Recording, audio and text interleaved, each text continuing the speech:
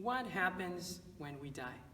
This is a question that at some point in our lives we all have to answer. Reincarnation is one of the popular answers that are out there. And this is an answer that comes from Buddhism, or better said, from Hinduism. Hinduism has samsara, or the cycle of rebirth, as one of its core beliefs, and Buddhism adopted that belief, reincarnation. But behind the idea of reincarnation, there's the concept of soul. Is the soul a separate identity from the body? Or are we one unit? Well, in this case, reincarnation believes that soul and body are two different things. But when we go to the Bible, we understand that God created us as a unit. Genesis chapter 2 tells us that God formed Adam from the dirt. And that makes sense to me because if we analyze the composition of the human body, we will see that we are made of minerals, basically, and water. And after forming Adam, God breathed into Adam the breath of life. In other words, an electric impulse. And then Adam became a living soul. Do you know that when the doctors are trying to make someone stay alive, they give that person an electric impulse, an electric current, in order to help that person survive? And of course, sometimes they succeed and sometimes they fail.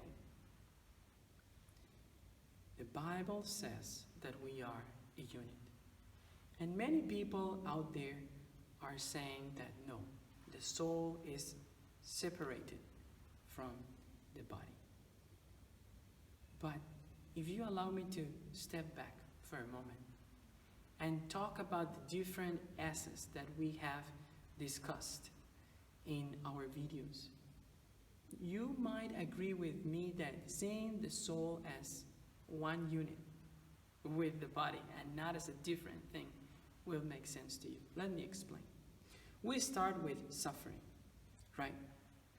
And when we see suffering, we understand, according to Buddha, that it comes from our desires.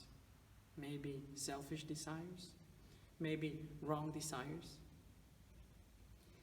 And when we accept that, we have to also accept that those desires are the manifestation of a disease, a virus that we have called sin. And then we ask ourselves, how do I get away from this? Well, you have the Noble Eightfold Path. You have the Ten Commandments telling you what you can do. But God manifested His gift of salvation coming from heaven in the person of Jesus. He took our place, and that's sacrifice.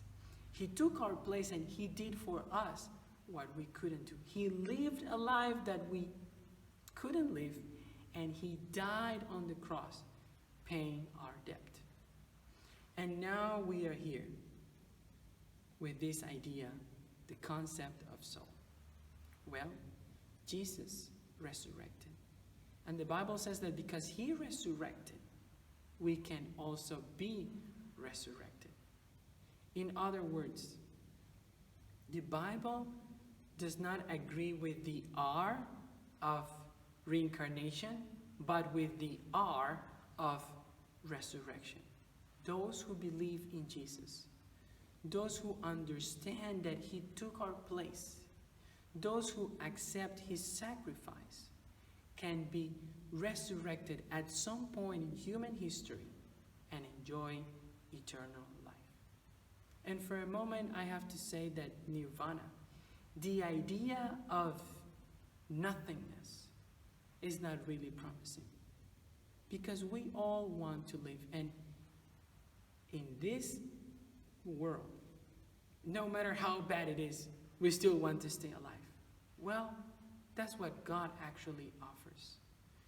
We can get to enjoy paradise being us if we accept, if we have a relationship with Jesus. And you might be asking, but when is this going to happen? This sounds great, but when does this happen? Resurrection happens at the second coming of Jesus. And that will be our next stop.